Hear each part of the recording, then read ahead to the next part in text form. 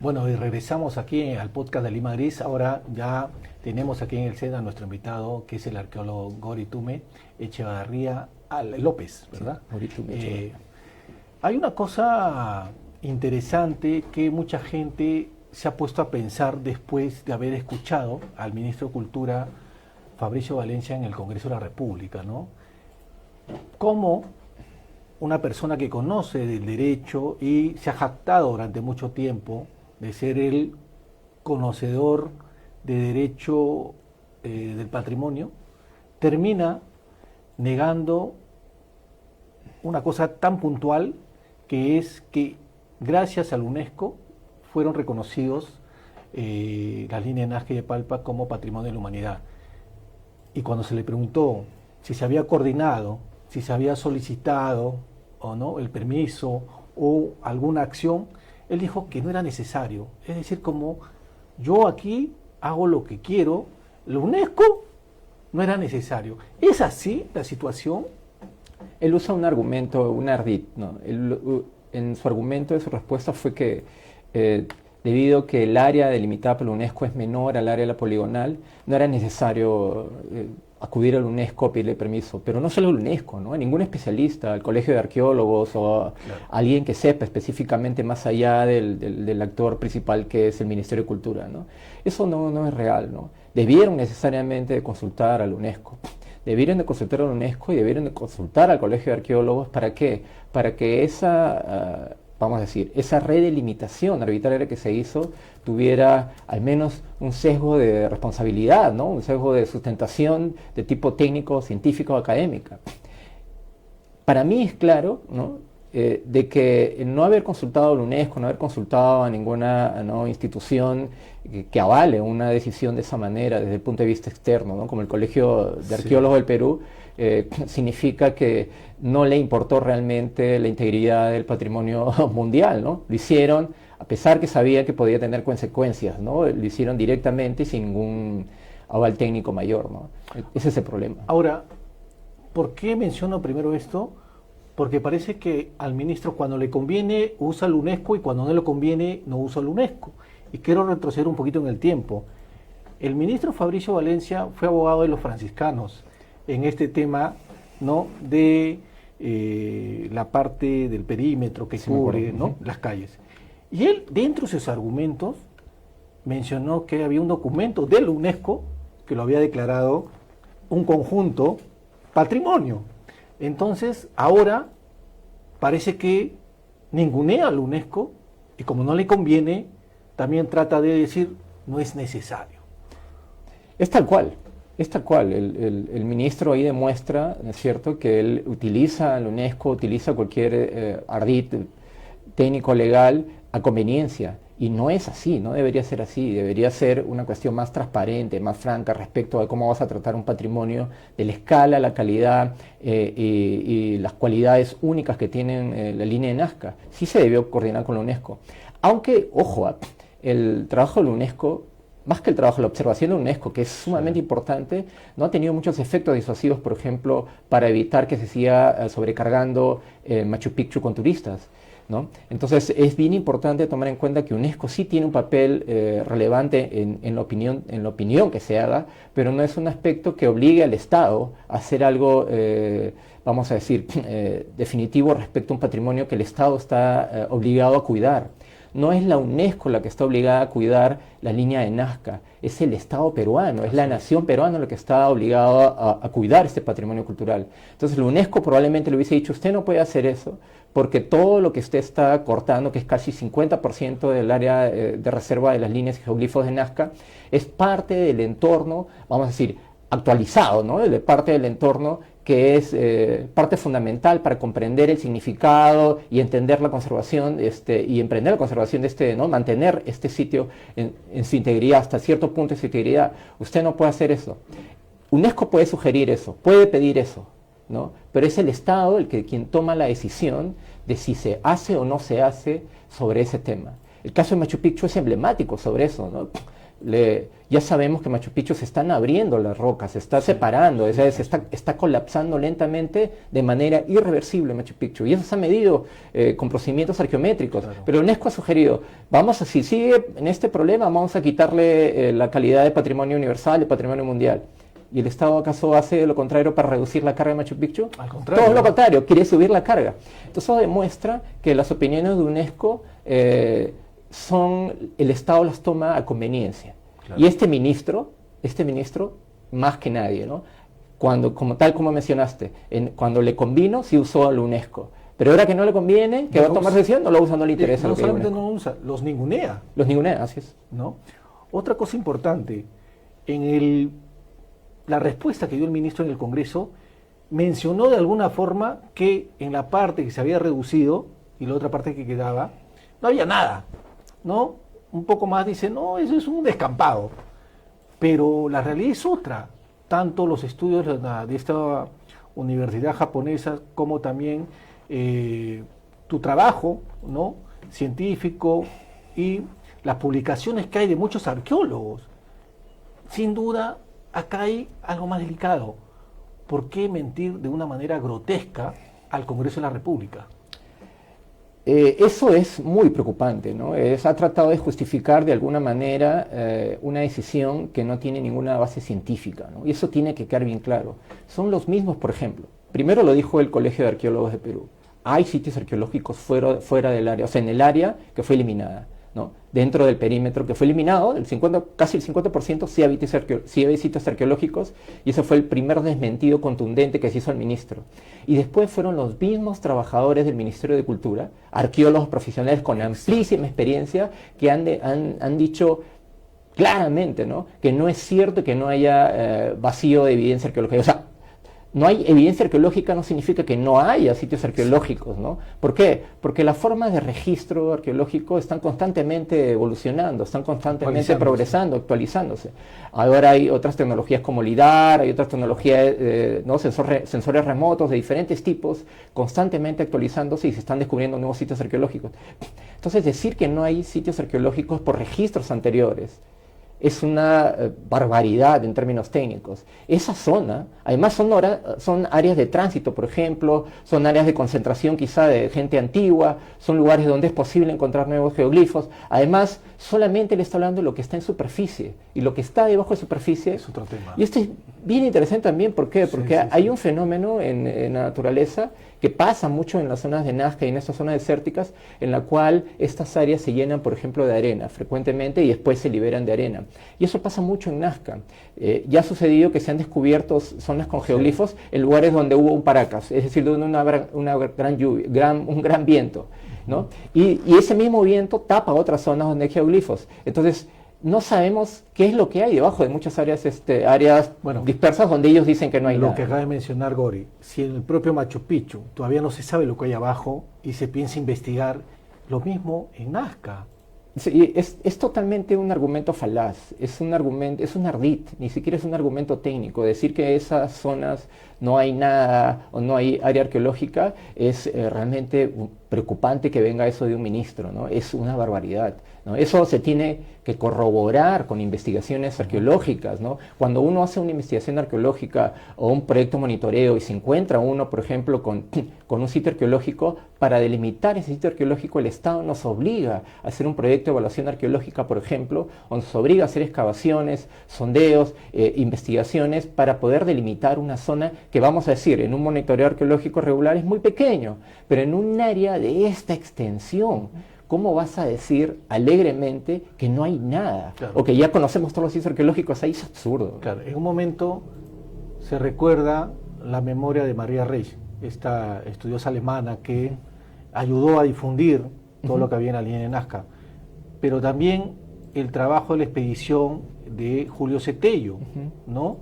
Que lo has desarrollado y mencionado en un artículo bastante interesante, que es una publicación internacional, que está en inglés, pero que también estoy revisando y hay datos que uno se pone a pensar, pero acá hay estudio, hay data, ¿y por qué se ignora el trabajo de profesionales? Por ejemplo, yo quiero saludar, por otro lado, Gori, la posición que está teniendo tanto el Colegio de Arqueólogos, ¿no?, encabezado por Peter Van Dalen, pero también la posición que tienes tú con la Asociación de Arte Rupestre del Perú, porque no solamente, digamos, son personas que han levantado la voz, sino que con trabajo académico han puesto en evidencia que el ministro continúa mintiendo.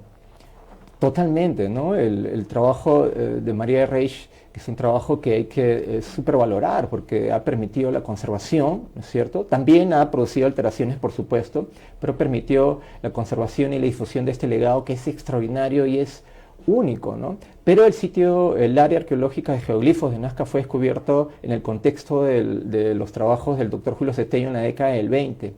Pero fue descubierto específicamente por el arqueólogo arequipeño peruano, natural de Toro, Toribio Mejía Gespe, quien fue el que primero advirtió este fenómeno gráfico y produjo un reporte extensivo donde él plantea las primeras hipótesis sobre la función y uso de estos materiales. Fue Toribio Mejía Gespe el que dijo que probablemente se trataban de avenidas. En nuestros estudios que hemos realizado en varios lugares del Perú con geoglifos, especialmente en Santo Domingo, en el área del Valle de Moche, y en Nazca también justamente, hemos podido advertir que estos geoglifos, los de Moche con seguridad y varios de los de Nazca con mucha probabilidad, fueron producidas por presión mecánica. Es decir, no fueron producidas mediante retiro de masa, es decir, retiro de la tierra para exponer el suelo blanco. No, fueron producidos mediante presión mecánica y eso es fantástico. ¿Por qué? Porque podemos recién ahora sustentar las hipótesis originales del maestro Toribio Mejía Gespe, que estos geoglifos se hicieron con mucha probabilidad para hacer caminos, avenidas rituales, lo cual es fantástico y lo cual demuestra que se requiere hacer investigación en estos materiales, que hay áreas que no han sido estudiadas, hay áreas que requieren más investigación y nuevos trabajos para poder encontrar significado a esto, ¿no? ¿Por qué crees que durante estos últimos años las líneas de Nazca y Palpa no han tenido una unidad ejecutora, ¿no? No han tenido el interés real del Estado, el presupuesto, el personal, el cuidado? El alcalde provincial de Nazca me decía que no tienen ni una camioneta, solamente tienen casetitas. Y uno se pone a pensar, ¿es cierto esto? O sea, tan precario es el cuidado de un espacio tan emblemático como la línea de Nazca y Palpa. Sí, mira, tú lo has dicho, la palabra clave es interés y la otra es voluntad política.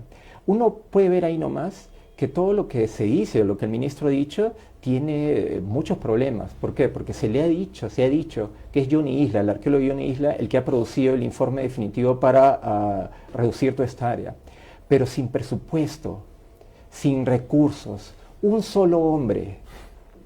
¿Crees tú que él pudo haber recorrido todo ese territorio inmenso, del tamaño de Tumbes, como dice el ministro, él, para producir un reporte, él solo, claro, ¿no? Que diga, que vale, no, vamos a reducir todo esto?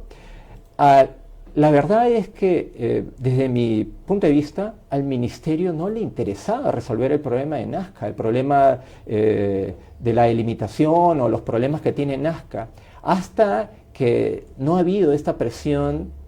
Y para mí esa es la parte suspicaz, esta presión tan fuerte de los mineros informales y mineros ilegales. Esa es la presión para mí que es la madre del cordero, ¿no?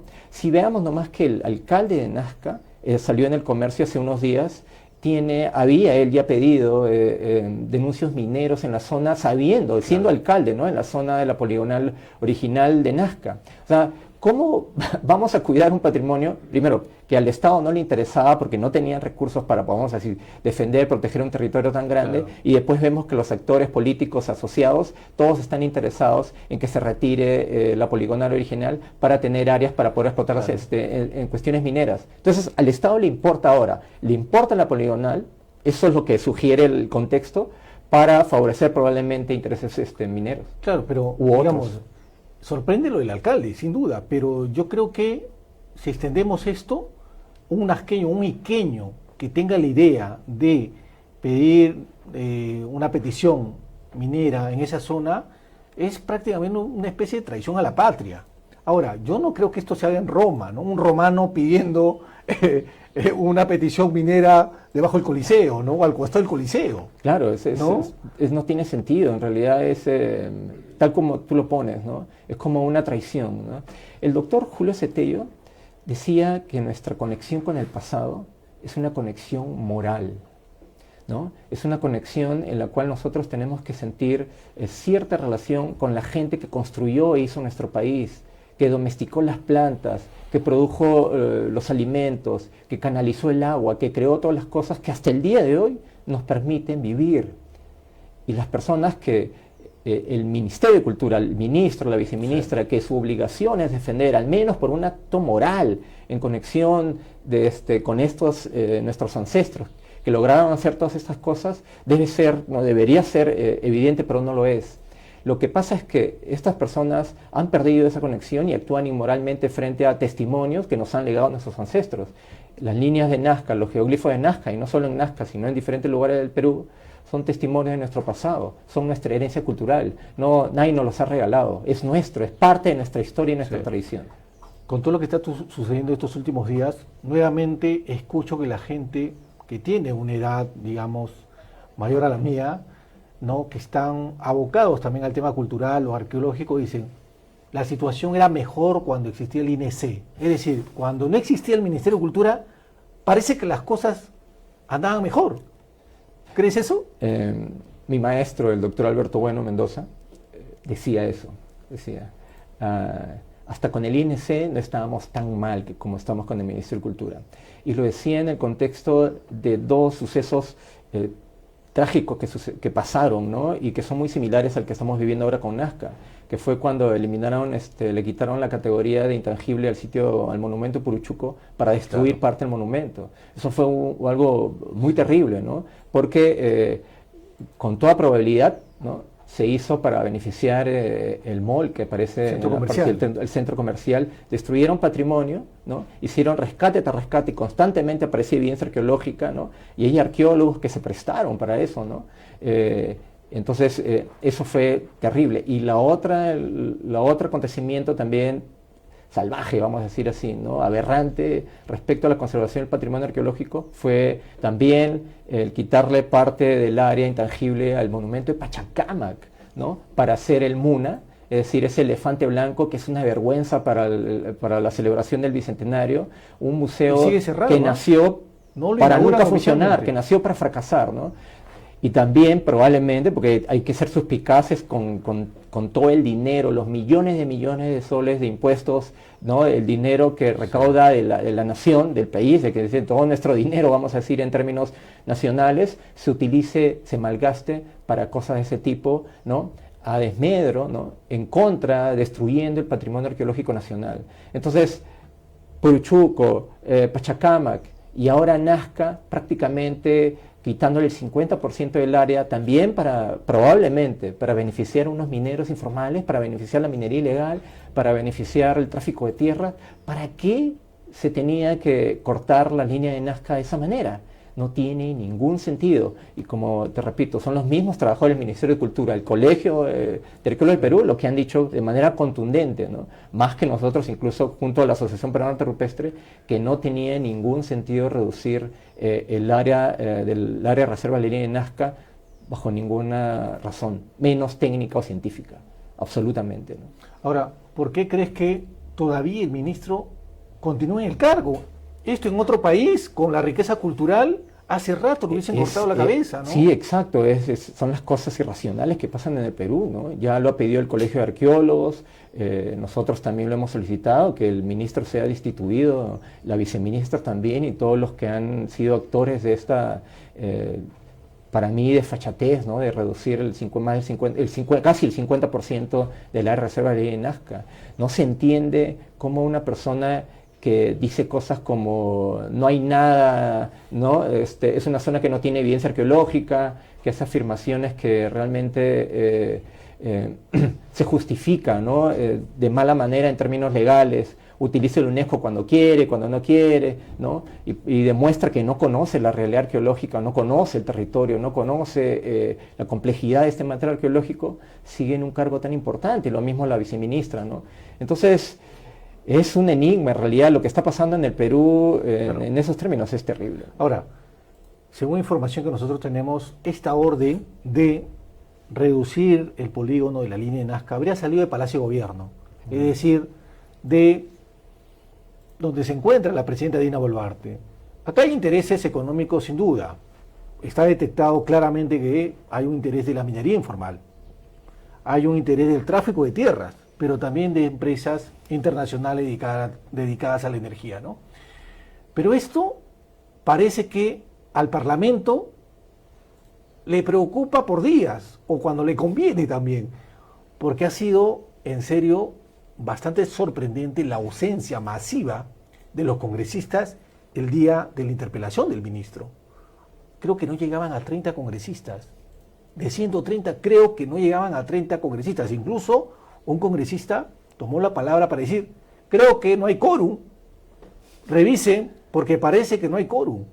Es bochornoso, ¿no? Eso demuestra que el interés en las cosas del Estado, en la realidad nacional, en los sitios arqueológicos, en el patrimonio cultural, no es un interés general para los congresistas, ¿no?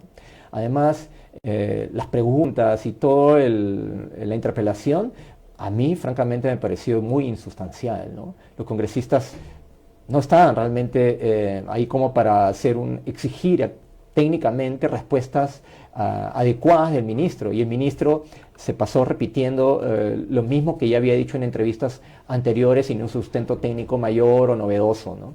Entonces es terrible. Además, en el caso de los congresistas, se sabe pues que hay muchos congresistas, por decir algo, que tienen intereses particulares, ¿no?, en apoyar la minería ilegal.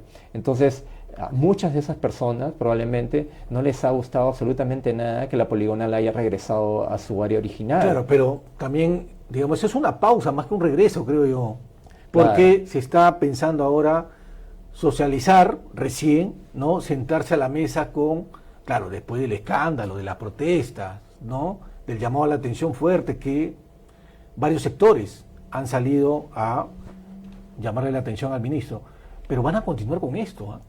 Sí, se ha visto, incluso en la resolución original que hacen para quitar casi el 50% del área reserva, ¿no es cierto?, sacan a la semana otra resolución que no anula la anterior, simplemente anula el artículo 1 que era el que definía la nueva área. Entonces es claro la intención de que, primero, no reconocen un error que es un error histórico, garrafal, un retroceso increíble en la protección, la defensa del patrimonio arqueológico en la nación, especialmente de un patrimonio insustituible como son los geoglifos de Nazca, ¿no? Entonces se ve que el ministerio, primero, al no reconocer su error, mantiene una postura de querer justificar esto, querer justificar la reducción del poligonal y tratar de volverla a hacerlo, pero mediante otros medios como, entre comillas, socializando o probablemente haciendo quizá, ¿no?, una consorte con gente que pueda decirle sí, hagan, ¿no? Y es como, yo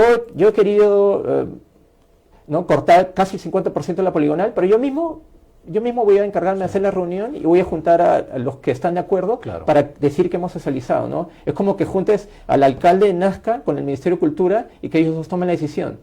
Juez y parte, porque los dos tienen intereses en reducir el área, entonces nunca se va a lograr nada de esa manera, ¿no? Sí. Ahora, hemos mencionado al señor Johnny Isla, ¿no?, que es uno de los responsables de los que trabajan en la DSICA, ¿no? También está el ministro.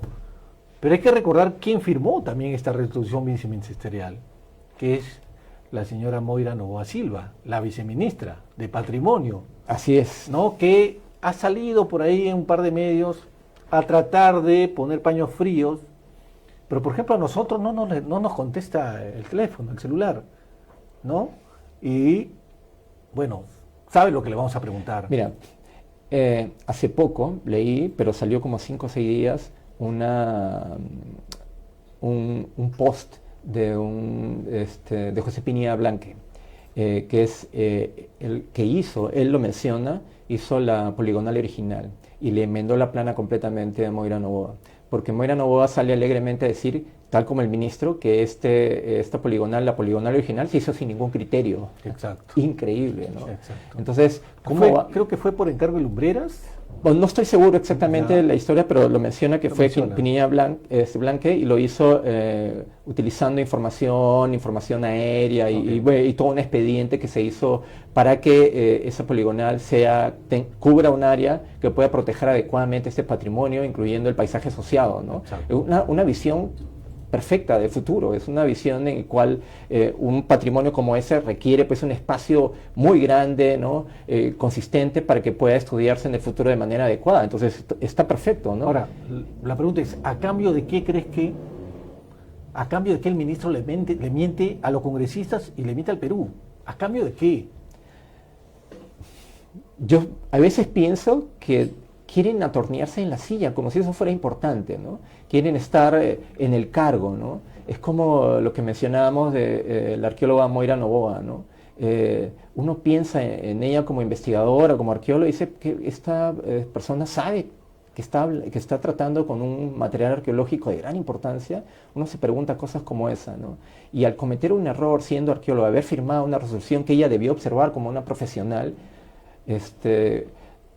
uno dice, no sentirá algo de conciencia, ¿no? Y decir, no, he cometido un error, ¿no? Estoy exponiendo la destrucción, un patrimonio único, entonces tengo que retirarme, ¿no? Por cierta actitud moral, vamos a decir así. Pero uno los escucha hablar y empiezan a seguir diciendo lo mismo. No se afecta a los valores universales, no pasa nada con esto, está completamente justificado y sabemos que no está justificado de ninguna manera, ¿no? Es decir, las justificaciones que se han utilizado, primero no están expuestas, no están publicados, y después los artículos que el ministro menciona o que se han mencionado para esto no son artículos ad hoc hechos para hacer redelimitaciones. ¿Qué es lo que más te ha sorprendido de las respuestas que ha dado a las 52 preguntas el ministro en el Congreso la semana pasada?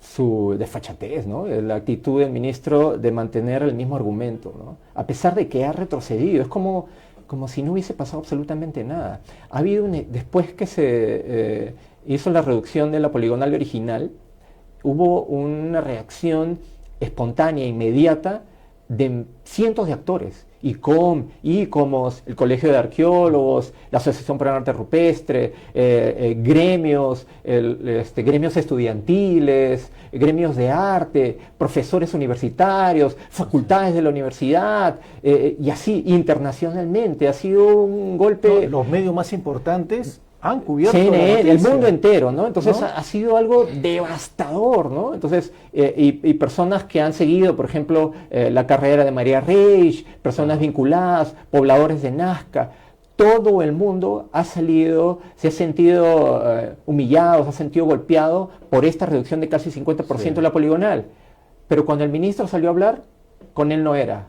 Dijo exactamente lo mismo prácticamente que ya había dicho antes en otras entrevistas. Es como que no hubiese pasado nada. Es como que si ni siquiera se hubiese vuelto a la poligonal original. O sea, a mí lo que lo veía y él no tenía ningún gesto, era como, obviamente estaba leyendo lo que tenía en los papeles a la mano y me sorprendía esa actitud tan autómata, ¿no? Tan insensible, tan completamente desarraigada de la realidad, ¿no? Leyendo, decía, sin ningún sentimiento leía, con ¿no? la persona que estaba conversando, y este señor no vive la realidad, no está en el país en este momento, está viviendo una fantasía. Lo que ha hecho es trágico en términos patrimoniales. Permíteme, Gori, ahora tenemos ahí, que lo ponga en pantalla también nuestro director, un chat. Se ha filtrado un chat. No voy a mencionar todavía quién lo ha escrito, pero voy a mencionar que no ha recibido. Esta conversación de WhatsApp ha llegado al número de celular del ministro Fabricio Valencia. Y el mensaje despierta varias preguntas y también nos da una manera de ver internamente cómo se maneja o cómo se está manejando este tema de las líneas de Nazca dentro del propio ministerio. Voy a leer, inicia así, ¿no? Buenos días, Fabricio. Ayer se logró una buena parte de lo mío, pero falta aún bastante. Creí que anoche saldría la resolución ministerial publicada, pero no la encuentro aún. Tengo que insistir en que se publique, ¿ya? Y pedirte que demos paso a lo definitivo, que es la designación en el Capañán. Piensa que son 3 meses sin ingresos. Ojo, esto es importante. La persona le dice al ministro, piensa que son 3 meses sin ingreso. Y claro, con la certeza de que sabrá solucionarlo, rechazando otras alternativas, cada día cuenta. Luego, otro mensaje en esa misma línea. Le dice al ministro, acabo de averiguar y no has firmado la resolución ministerial, Fabricio. No estás frente a una persona que puedas dejar a la espera y permitir que suceda todo lo que ha sucedido. Ojo, estarás muy ocupado, pero merezco que me digas exactamente la hora de esta forma, ¿no? Te demoras unos segundos y yo he cumplido. Le reclama. Sigo confiando en tu palabra. Otro dato interesante, ¿no? Que muestra que ha existido una conversación, un arreglo, y que este señor ha confiado en la palabra del ministro. Otro mensaje más, en la misma línea. Tienes 1000 preocupaciones, pero esto ya escapa de lo racional y de lo humano. Piensa con una mano en el corazón lo que está pasando y actúa como corresponde, que yo he demostrado saber hacerlo y pienso seguir en el camino de lo recto y lo correcto. Curioso mensaje. Vamos a revelar en unos días, esta semana, el nombre de esta persona, porque aquí, como he mencionado, se abre también una nueva línea de investigación. Hay más personas alrededor de este chanchullo ocurrido en el Ministerio de Cultura, ocurrido en el piso 8 de la sede central, que claramente hay visos de una presunta organización criminal. Porque no estamos hablando de una, de dos, de tres, de cuatro, no. Estamos hablando más de 10 personas, ojo, y sobre todo personas de distintos rangos, distintas responsabilidades, desde la DDCDICA hasta la sede central del Ministerio de Cultura. Gori, tú escuchas esto y ¿qué es lo primero que piensas? Indignación completa, ¿no? Compadrazgo, favores por lo bajo, negociados para obtener cargos y tomar decisiones en el Ministerio de Cultura, delincuencia, corrupción completa, ¿no? Indignación, yo me siento súper indignado al escuchar este tipo de cosas, ¿no? Uno no espera que los funcionarios públicos, bueno, estamos en el Perú, ¿no? Cualquier cosa puede pasar, pero uno realmente no espera que los funcionarios públicos actúen de esa manera con tanta desfachatez, ¿no? Y que tengan ese tipo de chats y ese tipo de ¿no es cierto?, de conversaciones en los cuales se demuestra pues que la integridad moral en caso sea cierto, ¿no? No tiene por qué no serlo ahora que lo está sacando públicamente, ¿no? La integridad moral del ministro está por el suelo, ¿no? Y esto es una muestra más de que se estaría traficando nuestro patrimonio. Absolutamente. A cambio de favores, ¿no? A cambio de resoluciones ministeriales, a cambio de puestos de trabajo. Qué grave es esto. Gravísimo, ¿no? Le dice, ya son 3 meses, ¿no? Imagínate, ¿no? Que puede pensar un puesto de trabajo en el Ministerio de Cultura. Esta persona le dice al ministro, piensa, son 3 meses sin ingresos. Sí, es increíble, ¿no? Es vergonzoso, es humillante. Imagínate cuántos docentes en el Perú trabajan con un sueldo con las justas, ¿no? Cuánta gente realmente que se preocupa por el patrimonio, ¿no? Trabajadores incluso, porque hay que verlo en perspectiva, ¿no? Muchos profesionales que trabajan dentro del Ministerio de Cultura son grandes profesionales, se preocupan por el patrimonio arqueológico nacional. La carta misma de los trabajadores, como respuesta a lo que hizo el propio ministro de Cultura y Moira Novoa, que firmaron esa resolución, ¿no es cierto? Los trabajadores del ministerio, arqueólogos, profesionales de altísimo nivel, han respondido con un documento lapidario, contundente, ¿no es cierto?, refutando completamente todas las afirmaciones del ministerio. Entonces, en el ministerio sí hay gente proba, sí hay gente capaz, que realmente tiene que trabajar debajo, ¿no es cierto?, a la sombra, vamos a decir, de gente que está prácticamente delinquiendo, ¿no? Así es. Y el comunicado de ICOMOS Perú también fue contundente, Sí. ¿no? Señaló claramente cómo era, digamos, la verdadera historia de esto. Ahora, esto que acabo de leer, a la cual hemos tenido acceso, va en contexto con lo que ha pasado antes de que salga la resolución viceministerial que recortó las líneas de Nazca y Palpa. Es grave, por eso mismo vamos a continuar y vamos a contar de quién es el mensaje también. Vamos a terminar de cerrar la historia en esta semana porque el público tiene derecho a conocer cómo se está manejando el Ministerio de Cultura, pero además la clase de gente que hay ahí adentro. Es terrible, ¿no? Eso es verdad. Es increíble. Si esto ya no hace mover al Ministro de Cultura, limpiar un poco el área del Ministerio de Cultura, ¿no?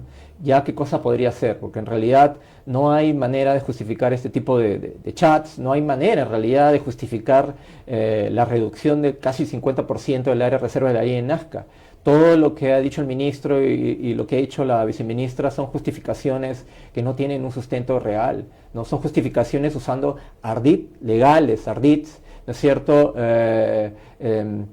Vamos a decir, pseudo legales, ¿no? Del Ministerio de Cultura para justificarse como el que no estamos obligados a comunicarnos con con la UNESCO, no estamos obligados ¿no? a socializar esto. Entonces no están obligados a nada en realidad y se escudan de esa manera para poder hacer cosas que están en contra de la razón técnica y la razón científica. Pero entonces, ¿y dónde quedan los tratados internacionales? Exacto. Es por eso, es lo que te mencionaba sobre UNESCO. Cuando UNESCO da una opinión, ya sucede en el caso de Machu Picchu ahora y eso es control del ministro, ojo, ¿no? Ellos simplemente no hacen caso a las recomendaciones de UNESCO y siguen metiéndole más gente a Machu Picchu y siguen generando estos problemas. Entonces es claro que actúan no bajo premisas técnicas y de protección del patrimonio cultural peruano, están actuando bajo otras premisas, bajo otras consideraciones, quizá bajo presiones de intereses oscuros, quizá bajo intereses propios, ¿no? Como lo haría el alcalde de Nazca porque él quiere hacer mina en Nazca. Entonces el Ministerio de Cultura ha perdido toda credibilidad técnica, toda credibilidad científica. El Ministerio de Cultura en este instante no tiene la capacidad técnica, científica, va la redundancia, ni moral para defender nuestro patrimonio arqueológico. Entonces no podemos seguir manteniendo un ministro que no tenga esas capacidades. Necesitamos un ministro, una viceministra que tengan la capacidad, que puedan defender nuestro patrimonio, que se pongan al frente en contra de intereses oscuros que quieren destruirlo, que quieren reducirlo. Ellos tienen que ser la barrera para que nuestro patrimonio arqueológico sobreviva miles de años más. Y a mí me queda claro una cosa, que si la presidenta Dina Boluarte no lo saca, es porque ella está comprometida hasta los huesos. Así que estos días serán clave. Gori, te agradezco por tu tiempo, te agradezco por comentarnos en realidad todo lo que hay detrás y todo lo que se va conociendo gracias a artículos y el trabajo científico que viene desarrollando, ¿no? Palabras finales para el público. Bueno, te agradezco primero que me hayas invitado y a las personas que están viendo el podcast, ¿no? Al público en general, es que pensemos un poco en perspectiva moral. El patrimonio arqueológico es una herencia cultural que nos han dejado nuestros ancestros. La conexión que tenemos con el patrimonio arqueológico, como decía el doctor Julio de Tello, es moral. Tenemos que cuidar, proteger nuestro patrimonio arqueológico porque gracias a ese patrimonio, gracias a lo que hicieron nuestros ancestros, nosotros vivimos en nuestro país. Entonces, esa es una razón muy poderosa para defender nuestro patrimonio, además del orgullo que nos trae y que nos hace únicos en el mundo, y es por eso que debemos siempre estar atentos, protegiendo nuestro patrimonio. Bueno, muchas gracias. No, gracias a ti por tu visita. Bueno, hemos llegado al final del podcast y con nosotros será hasta el próximo lunes por Neo TV.